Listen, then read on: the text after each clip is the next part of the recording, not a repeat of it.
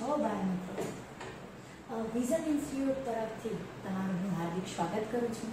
હું છું આસ્થા રાજપૂત અને અહીંયા હું તમારો ઇતિહાસ સબ્જેક્ટ લેવાનો છું. ઇતિહાસ એટલે શું? હવે મેમ વાત જ ના કરો. ઇતિહાસ એટલે બહુ બધી તારીખો અને બહુ બધા રાજાના નામ, અંદર યુદ્ધ અને અમારું કન્ફ્યુઝન, હે ને? પણ આપણે ઇતિહાસને એવી રીતે ભણશું વિઝન ઇન્સ્ટિટ્યૂટમાં કે ભાઈ આપણે નાનપણની વાર્તાઓ જાણતા હોય. નાનપણની વાર્તા લઈ લો તો એ કોઈ પણ વાર્તા આપણે લઈએ, ભાઈ હજી સુધી આપણને યાદ છે કાચબા અને સસલાની વાર્તા, હે ને? તો આપણે ધીરે ધીરે ચાલશું પણ ફિનિશ લાઈન સુધી પહોંચવાનું છે. ફિનિશ લાઈન એટલે આપણી જીપીએસસીની કોઈ પણ એક્ઝામ, ક્લાસ 1 2 લઈ લો કે ક્લાસ 3 ની અહીંયા એક્ઝામની વાત કરીએ તો ક્લાસ 1 2 કે ક્લાસ 3 ની એક્ઝામમાં સરળતાથી 1-2 માર્ક મળી શકે એવો જ આપણો સરળ ટોપિક એટલે કે આપણું મૌર્ય સામ્રાજ્ય. તો અહીંયા આપણે મૌર્ય સામ્રાજ્યની વાત કરશું અને મૌર્ય સામ્રાજ્યની વાત કરી એટલે ભાઈ ત્યાંની કલા, ત્યાંની સંસ્કૃતિ, ત્યાંના સ્થાપત્ય આપણે કઈ રીતે ભૂલી શકાય, હે? તો ત્યારના સ્થાપત્ય અહીંયા આપણને જોવા મળે છે. મૌર્ય સામ્રાજ્યમાં કેટલા અદ્ભુત એવી કળા જોવા મળતી, બરાબર? તો એ પણ આપણે અહીંયા જોશું. હવે વાત કરીએ કે ભાઈ ચંદ્રગુપ્ત મૌર્યના મૌર્ય સામ્રાજ્યની, બિંબિસાર છે, અશોક છે, બૃહદર્થ છે, અહીંયા એવા રાજા થઈ ગયા છે, બરાબર છે? તો આપણે વાત કરીએ તો મૌર્ય સામ્રાજ્યની સીધી હું ચંદ્રગુપ્ત મૌર્યથી વાત નહીં કરું, પણ ચંદ્રગુપ્ત મૌર્યને આટલા વિશાળ સમ્રાટ બનાવ્યા કોને? તો એવા આપણા ચાણક્ય. તો પહેલા આપણે વાત લઈએ ચાણક્યની કે જ્યારે ભારત ઉપર યવન આક્રમણ થયા હતા સિકંદર દ્વારા, ત્યારે શું થયું હતું? તો કે ભારતની આ ભવ્ય સંસ્કૃતિને બચાવવા માટે ચાણક્ય ધનનંદના દરબારમાં ગયા હતા. ધનનંદ એટલે કે મહાપદ્મનંદનો પુત્ર ધનનંદ, એટલે કે આપણા નંદ વંશનો બીજો રાજા, બરાબર? તો અહીંયા એમની પાસે ગયા હતા અને ભાઈ એમને કીધું કે ભાઈ આ યવન આક્રમણથી આપણા મગધને બચાવો, આપણા ભારતને બચાવો, અહીંયાની સંસ્કૃતિને બચાવો. પણ ધનનંદ ચાણક્યનું અપમાન કરે છે અહીંયા, અને અપમાન કર્યા પછી ચાણક્યને શું કરે છે? તો કે દરબારની બહાર જવાનું કહે છે. ત્યારે ચાણક્ય એવી એક પ્રતિજ્ઞા લે છે કે જ્યાં સુધી હું નંદ વંશનો નાશ નહીં કરું ત્યાં સુધી હું મારી શિખા બાંધીશ નહીં. તો અહીંયા ચાણક્ય એવી પ્રતિજ્ઞા લે છે અને ખુદ રાજ્યની બહાર ગયા જાય છે. હવે ચાણક્ય તક્ષશિલામાં શિક્ષક તરીકે શું કરે છે? કામગીરી બજાવે છે અને અહીંયા એ શિક્ષક તરીકે પોતાનું જીવન ગાળે છે. પણ સાથે સાથે એમને એમની પ્રતિજ્ઞા યાદ છે. ત્યારે રાજા પુરુ અહીંયા આવે છે કે ભાઈ સિકંદર હવે આ ધનનંદ સાથે લડવા માંગતા નથી અને સિકંદર હવે પાછા વયા ગયા છે એમના રોમન એમ્પાયર તરફ. અને હવે અહીંયા શું થાય છે? તો કે ભાઈ હવે અહીંયા પુરુ રાજા છે એ ચાણક્ય પાસે આવે છે અને ચાણક્યને કહે છે કે ભાઈ ચાણક્ય, હું તમારી મદદ કરવા તૈયાર છું. ચાણક્ય પણ કહે છે ધનનંદને હરાવવા છે, મદદ કરો, બરાબર? એટલે પણ અહીંયા પુરુ રાજા બહુ સરસ વાત કરે છે કે ભાઈ અત્યારે મારી પાસે સૈનિકો નથી, મારી પાસે રજવાડું નથી અને મારી પાસે રાજકોષ પણ નથી. તો અહીંયા ગાંધાર અને કામ્બોજ જેવા રાજ્યને હું જીતીને અહીંયા શું કરી શકું? તો કે ભાઈ પહેલા થોડું જમા કરી લો, જમાપૂંજી કરી લો, સૈનિકોની છે, રાજકોષની છે. તો ચાણક્ય કે બહુ સરસ પ્લાન છે, તમે એ કરી લો. તો પુરુ રાજા ગાંધાર કામ્બોજને જીતવા માટે અહીંયા વયા જાય છે અને સાથે સાથે અહીંયા શું થાય છે? તો કે ભાઈ આપણને ખબર પડે છે કે ભાઈ ચંદ્રગુપ્ત મૌર્ય ચાણક્યની નજરમાં આવે છે. કઈ રીતે એ પણ વાત કરીએ, પણ એ પહેલા કહીએ કે ભાઈ આપણા ચંદ્રગુપ્ત મૌર્યનો જન્મ ક્યાં થયો હતો? કે 345 ઈસવીસન પૂર્વે 345ની સદીમાં આપણા ચંદ્રગુપ્ત મૌર્યનો જન્મ થાય છે અને અહીંયા એમની માતાનું નામ મુરા હોય છે. હવે એ માતા કઈ રીતે? તો કે એક વેપારીની દીકરી હતી, એની સાથે સર્વદા સિદ્ધે લગ્ન કરી લીધા હતા અને એમના બેના પુત્ર તરીકે ચંદ્રગુપ્ત મૌર્યનો અહીંયા જન્મ થાય છે અને તક્ષશિલામાં શું કરવા જાય છે? તો કે આગળનો અભ્યાસ કરવા જાય છે અને આ અભ્યાસ દરમિયાન એમની મુલાકાત ચાણક્ય સાથે થાય છે. અહીંયા ચાણક્ય છે એ ભાઈ રાજ્યનીતિ ભણાવતા હતા, કૂટનીતિ ભણાવતા હતા, શસ્ત્ર નીતિ ભણાવતા હતા, બરાબર? શાસ્ત્રો ભણાવતા હતા, તો દરેક વસ્તુ ભણાવતા હતા. અને એકવાર એવું થાય છે કે ચાણક્ય એની ક્લાસ અત્યારે નથી હોતી અને એ દરમિયાન જોવે છે ભાઈ બગીચામાં થોડા છોકરાઓ રમતા હોય છે અને રમતા છોકરામાં એક છોકરો જે બહુ તેજ વાળું મોઢું હોય છે એ ભાઈ રાજા બનેલો હોય છે. બે નાના નાના બાળકો હોય છે ઘોડા બનીને એની નીચે સિંહાસન બનાવે છે અને એની ઉપર બેઠો હોય છે. આપણે નાના હોય ત્યારે વિડીયો ગેમ સિવાય આપણને કઈ ના ખબર હોય, હે ને? તો અહીંયા તો રાજા બનવાના નાનપણથી સપના હોય એટલે ચાણક્યભાઈ થાય છે ઇમ્પ્રેસ કે ભાઈ આ જ લેશે મારો બદલો, બરાબર. એટલે અહીંયા આપણા ચંદ્રગુપ્ત મૌર્યને શસ્ત્ર નીતિ, કૂટનીતિ, રાજનીતિ, શસ્ત્ર નીતિ દરેક નીતિઓ શીખવાડે છે અને એક પરિપૂર્ણ માણસ બનાવે છે કે ભાઈ પરિપૂર્ણ ક્ષત્રિય બનાવે છે કે ભાઈ હવે તમે લડવા તૈયાર છો ધનનંદ સાથે. અને જઈને ચંદ્રગુપ્ત મૌર્યને કહે છે કે ભાઈ મારું આવું અપમાન થયું હતું અને તારા કાકા જોડે, કારણ કે ધનનંદ આપણને ખબર છે કે ધનનંદના ભાઈ હતા સર્વતા સિદ્ધ, બરાબર છે. મહાપદ્મનંદે કહ્યું હતું કે ભાઈ મારો આ પુત્ર છે એ થોડો નબળો છે, તો આને તમે શું કરો, પાટલીપુત્રનો ગણરાજા બનાવો, બરાબર. એટલે ભાઈ કહે છે કે ભાઈ મારા પપ્પા તો ધનનંદની અંડરમાં કામ કરે છે અને હું એમની યારે બદલો લઈશ. ના, એવું તો ના કરાય. તો કે ભાઈ લે તો ખરા. એટલે ચંદ્રગુપ્ત મૌર્ય વિચારે છે કે ભાઈ સાંભળ તો લો પ્લાન, જે હોય આગળ જે થાય એ જોયું જશે, બરાબર. તો અહીંયા પ્લાન સાંભળે છે. શું પ્લાન હોય છે? તો કે ભાઈ અહીંયા એવું કહે છે કે ભાઈ ધનનંદનો વિશ્વાસ જીતીને તું તારી કુશળ બુદ્ધિથી સુબન ત્યાંનો સેનાપતિ બની જા. તો હવે ચંદ્રગુપ્ત મૌર્ય વિચારે છે કે સેનાપતિ બનવાની તો સારી વાત કરી, પછી કે હવે એ સેના અડધી તમારા તરફ થાય એટલે વિદ્રોહ કરી નાખજો અને વિદ્રોહ કર્યા પછી આ રાજા તું બની જઈશ. એટલે કે ચલો ગવર્નમેન્ટ જોબ તો મળે છે, આપણે પણ લક્ષ્ય સાધ્યું હોય પણ વચ્ચે કોઈ બીજી ગવર્નમેન્ટ જોબ મળી જાય તો આપણે શું કરશું, ગવર્નમેન્ટ જોબ તો મળી ગઈ છે, બાકીનું લક્ષ્ય પછી સાધશું. આપણે પણ એવું પ્લાન કરીએ છીએ, હે ને? પણ અહીંયા શું થાય છે તો કે ભાઈ ચંદ્રગુપ્ત મૌર્ય વિચારે છે કે ભાઈ સેનાપતિ તો બની જશે, પછી જોઈ જાય વિદ્રોહ કરવો છે કે નહીં. તો અહીંયા 2 વર્ષના અથાગ પરિશ્રમ પછી એ ધનનંદની સેનામાં મહાસેનાપતિ તરીકેની પદવી હાંસલ કરે છે. એટલે કે કોઈ પણ એક વસ્તુ ધારી હોય ને એ વસ્તુની પાછળ જો આપણે પડી જઈએ તો આપણને સફળતા જરૂર. તો વિઝન ઇન્સ્ટિટ્યૂટ તરફથી પણ એકવાર તમે અહીંયાના કોઈ પણ કોર્સમાં જોડાઓ, તમારી સફળતામાં અમે તમારી છેલ્લા કદમ સુધી સાથે રહેશું અને અહીંયા તમને સરસ ને સરસ આવી જ રીતે નાની નાની વાર્તાઓથી તમારા માર્ક સુધી પહોંચાડશું. એટલે કે અહીંયા ઇતિહાસમાં આપણને ખબર છે કેટલા બધા રાજા રજવાડા આવે છે નાના મોટા, એમાંથી એક બે માર્ક મળતા ટીપે ટીપે સરોવર ભરાય એવા આપણા માર્ક બનાશે અને તમારી સફળતા સુધી તમે પહોંચી શકશો, બરાબર. તો હવે અહીંયા પણ શું થયું તો કે આપણા ચંદ્રગુપ્ત મૌર્ય સફળતા સુધી પહોંચી ગયા અને સફળતા સુધી પહોંચ્યા પછી હવે શું થાય છે તો કે હવે અડધા સેનાપતિ એટલે કે સૈન્ય હવે સેનાપતિ તરફ થઈ જાય છે. અહીંયા વાત સાથે સાથે એવી જોવા મળે છે કે હવે અડધી સેના કોની હોય છે તો કે ભાઈ આપણા ચંદ્રગુપ્ત મૌર્યની જેવું આપણે પ્લાન કર્યું. પુરુ રાજા આવે છે અને પુરુ રાજા કહે છે ભાઈ હવે હું રેડી છું, ચલો ભાઈ પહેલું આક્રમણ કરીએ. અને અહીંયા 322ના વર્ષમાં પહેલું આક્રમણ કરવામાં આવે છે. કોની ઉપર તો કે પાટલીપુત્ર ઉપર, બરાબર છે. તો 323ની સદીમાં પહેલું આક્રમણ થાય છે પાટલીપુત્ર ઉપર અને ધનનંદનો વિજય થાય છે, ચંદ્રગુપ્ત મૌર્યની હાર થાય છે. પહેલી ટ્રાયમાં જીપીએસસી યુપીએસસી જીતી ગયા તો ભાઈ શું વાત રહી, હે? તો અહીંયા પણ એવું થાય છે કે પરિશ્રમ થોડો ઓછો પડે છે.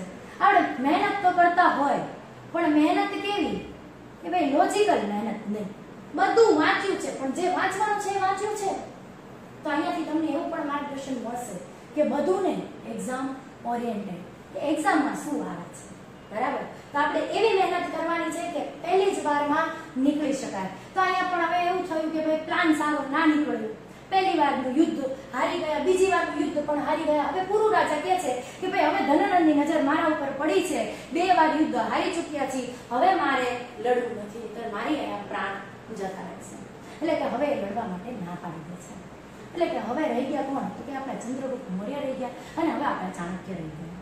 તો આ 2 રાજા રહી જાય છે. હવે શું કરવું તો ભાઈ હવે બહુ ચિંતામાં હોય છે કે હવે કરવું શું.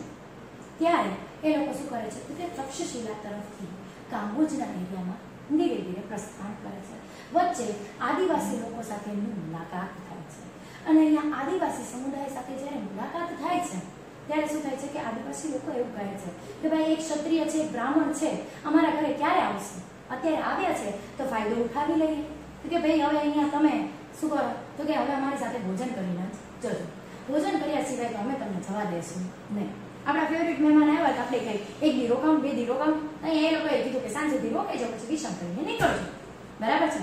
તો ભાઈ એ લોકો રોકાય છે અને હવે જમતા હોય છે ને જ્યારે ચંદ્રગુપ્ત મૌર્ય અને ચાણક્ય, ત્યારે આદિવાસી જે છોકરાઓ છે નાના નાના એ ચીસમ ચીસ કરવા માંડે છે. કેમ? તો કે ભાઈ એમના હાથો છે એ દજાઈ ચૂક્યા છે.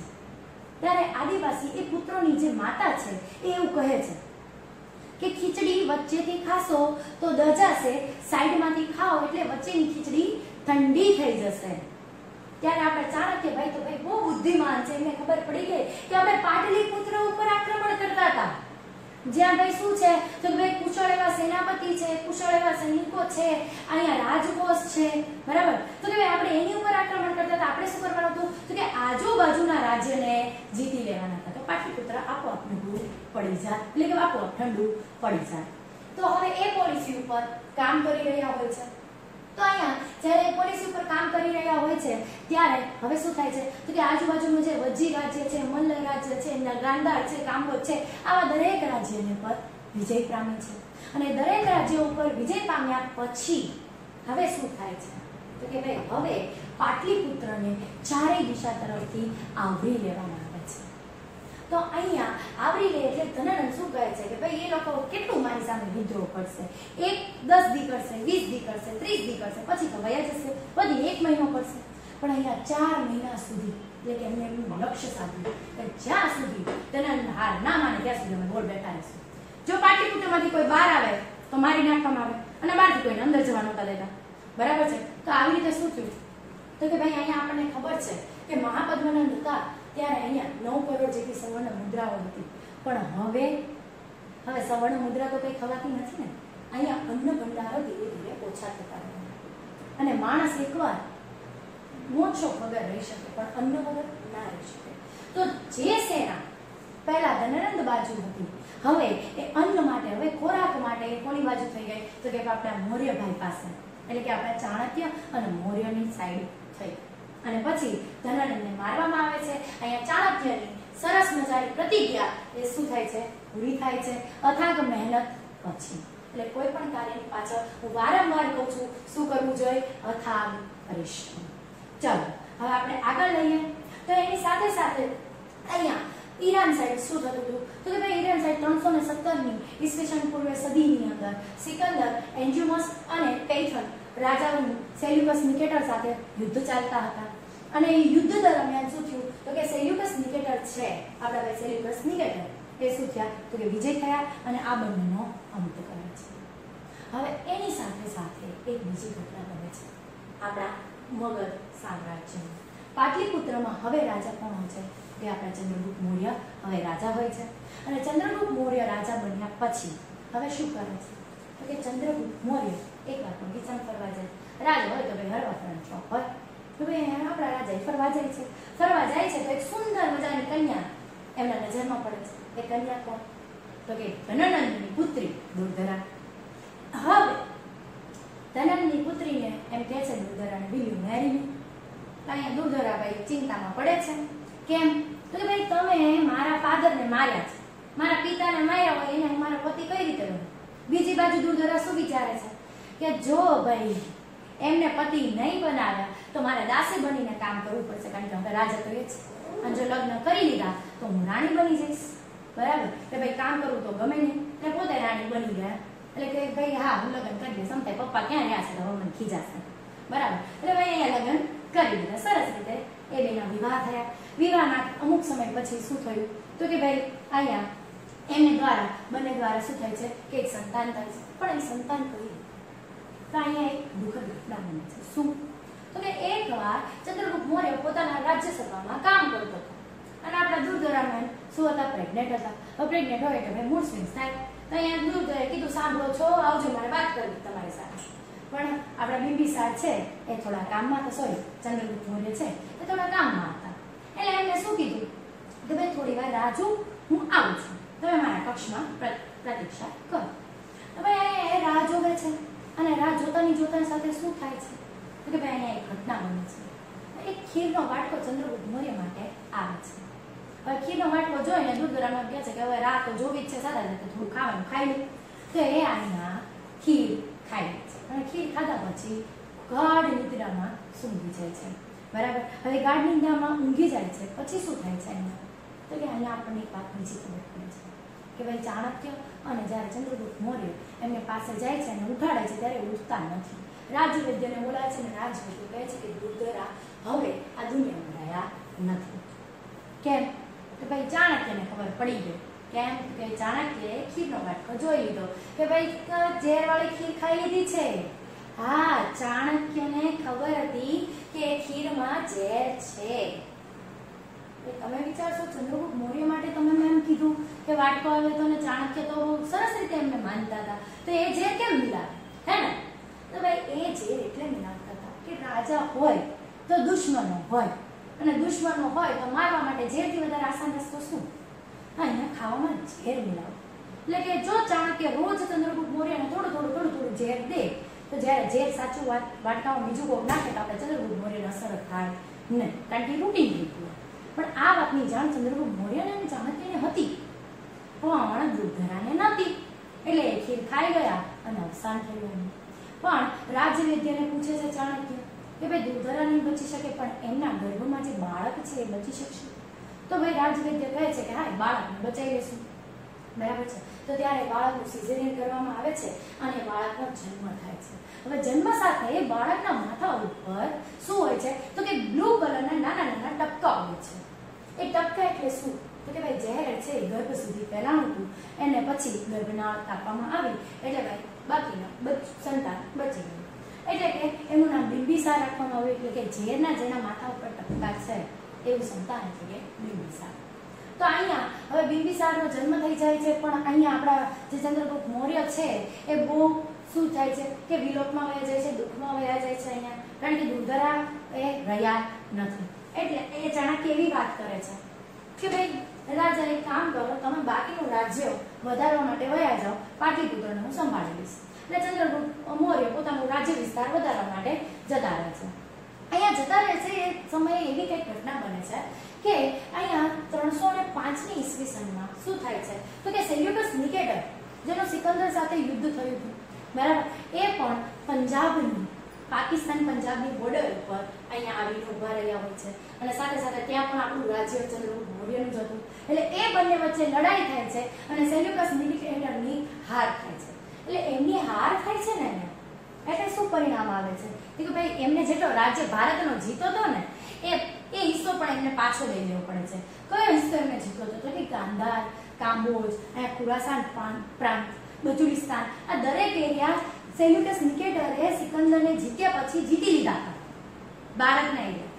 પણ હવે એ બધા કોને દેવા પડે છે? તો કે ચંદ્રગુપ્ત મૌર્ય. પણ અહીંયા એક બીજી વાત એવી થાય છે કે ભાઈ આમ તો દુશ્મનાવટથી કંઈ થવાનું નથી, એટલે દુશ્મનાવટથી કાંઈ ના થાય એટલે સેલ્યુકસ નિકેટર કહે છે કે મારી એક સુંદર મજાની પુત્રી છે, જો તમે એની સાથે લગ્ન કરી લો તો અહીંયા કોર્નેલિયા સાથે એમના લગ્ન થાય છે. પણ કોર્નેલિયા નામ ભાઈ અમને આવું બધું નામ નહીં ફાવે ચંદ્રગુપ્ત મૌર્યથી, એટલે એમનું ભારતીય નામ હેલના પડે છે. હેલના એટલે શું? તો કે વિદેશી સ્ત્રી, એટલે એમનું નામ હેલના રાખવામાં આવ્યું. અને એમનેથી પણ જસ્ટિન મૌર્ય નામનો છોકરો થાય છે ઈસવીસન પૂર્વે 304માં. પણ અહીંયા શું થાય છે? બીજી એક વાત કે ભાઈ હવે ચંદ્રગુપ્ત મૌર્ય છે ને જીવવાની વધારે આશા રહી હોતી નથી, એટલે એકવાર એ શું થાય છે તો કે જંગલમાંથી પસાર થતા હોય છે, ત્યારે જંગલમાંથી પસાર થતા એમને એવું થાય છે કે ભાઈ હવે મારે જૈન સાધુ બનવી જવું જોઈએ. તો જૈન સાધુ ભદ્રબાહુની એ સંપર્કમાં આવે છે અને શું કરે છે તો કે જૈન મુનિ બનવાના અથાગ પ્રયત્ન કરે છે. સાથે સાથે એ શું કરે છે તો કે અહીંયા તક્ષશિલાથી તામ્રલિપ્તિ અને તામ્રલિપ્તિથી ભૂગુ કચ્છ એવા બે રસ્તા બનાવે છે, બરાબર. ઓકે, જે આ રસ્તા અત્યારે બનાવ્યા છે ને એ જ્યારે આપણે જ્યારે આધુનિક ભારત ભણશું ત્યારે ગ્રાન્ડ ટ્રંક રોડ એ જ આ છે. ધીરે ધીરે એનું નામ બદલવામાં આવશે, બરાબર. તો એ આપણે જોશું. તો કે અહીંયા રસ્તાનું નિર્માણ કરાવે છે અને પછી જે ચંદ્રગુપ્ત મૌર્ય છે એ જિંદગીના છેલ્લા દિવસો કાઢી રહ્યા હોય છે. કોની મદદથી? તો કે ભાઈ જૈન સાધુ જે છે ભદ્રબાહુ એના સાનિધ્યમાં કાપી રહ્યા હોય છે. અને પછી એ છેલ્લે શું કરે છે તો કે સંથાર વિધિ દ્વારા ખુદના મૃત્યુની તૈયારી કરે છે. અહીંયા સંથાર વિધિ એટલે શું? તો કે જૈનમાં એવું હોય કે ખાલી પાણી ઉપર જીવે, બરાબર છે. તો કે ખાલી પાણી ઉપર જીવીને પોતાના જીવનને ધીરે ધીરે ટૂંકાવી નાખવાની પ્રવૃત્તિને શું કહે છે એના સંધાર વિધિ. સંધાર વિધિ ઉપર એકવાર કોર્ટમાં કેસ પણ ચાલ્યો હતો, પણ કોર્ટે કહી દીધું કે ભાઈ સંધાર વિધિ અલાઉ કરવામાં આવે છે. બરાબર. તો અહીંયા આપણા ચંદ્રગુપ્ત મૌર્યનું શું થાય છે? અવસાન થાય છે. હવે આ ટાઈમે બે વાત થાય છે કે ભાઈ આગલો રાજા કોણ? બે રાણી છે, એક બિંબિસાર અને એક જસ્ટિન મૌર્ય. તો હેલના ભાઈ માગે કે ભાઈ મારો તે દુર્ધરા તો રહ્યો, પણ હેલના માગે કે ભાઈ જસ્ટિન મૌર્ય તે મારો રાજા આગલો બન્યો. પણ જ્યારે 304 ઈસવીસન પૂર્વે જન્મ થયો તો હવે જ્યારે રાજા બનવાની વાત હતી ત્યારે કેટલો હતો? તો કે ભાઈ 6 વર્ષની ઉંમર હતી એમની. બરાબર. 310 ની ઈસવીસન પૂર્વે 298 ની સદીમાં. બરાબર. ઈસવીસન 298 માં આપણે જોઈએ છીએ કે ભાઈ આપણે ચંદ્રગુપ્ત મૌર્ય છે એનું અવસાન થાય છે. તો 298 દરમિયાન આ કેટલા વર્ષનો? તો 6 વર્ષનો રાજા બન્યો. પાછા ચાણક્ય તો હતા જ તે. એટલે ચાણક્યએ શું કર્યું? આગલા રાજા આપણા બિંબિસાર આવશે. તો બિંબિસાર રાજા આવશે અને હવે બિંબિસાર રાજા શું કરે છે મૌર્ય સામ્રાજ્યનું એ આપણે જોશું આગલા પાઠમાં.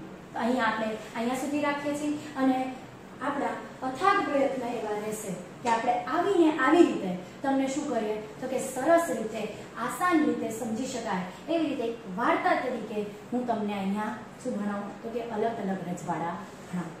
છતાં પણ કોઈ પણ રજવાડું ના સમજ આવતું હોય તો તમે ડિસ્ક્રિપ્શન બોક્સમાં લખી શકો છો કે ભાઈ અમને આ રજવાડું વિઝન ઇન્સ્ટિટ્યૂટ તરફથી ભણવાની ઈચ્છા છે. અમે બહુ ટૂંક સમયમાં અહીંયા બીજા લેક્ચર્સ પણ નાખીશું. ઓકે. જય હિન્દ, જય ભારત.